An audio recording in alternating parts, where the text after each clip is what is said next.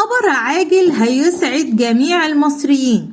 صرف العلاوة الاستثنائية البالغة 300 جنيه القومي للأجور. 7 ملايين مواطن يستفيدون من قرار العلاوات الاستثنائية. أكد عماد حمدي عضو المجلس القومي للأجور صرف العلاوات الاستثنائية البالغة 300 جنيه وتطبيق الحد الأدنى للأجور عن شهر نوفمبر خلال الساعات القادمة، قائلا سيتم تنفيذ القرار من بكرة ويستفيد منه حوالي 7 مليون عامل مصري.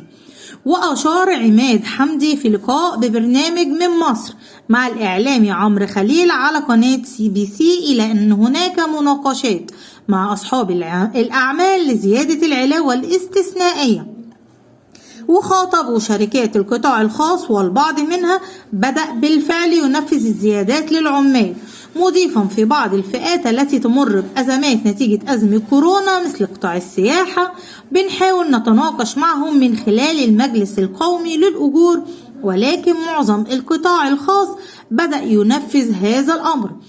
وكمان عرض برنامج من مصر مع الإعلامي عمرو خليل تقرير تلفزيوني يستعرض قرارات الرئيس عبد الفتاح السيسي المتعلقة بصرف علاوة استثنائية للموظفين ورفع الحد الأدنى للأجور.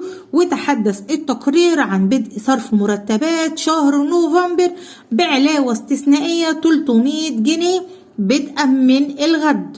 ومصدر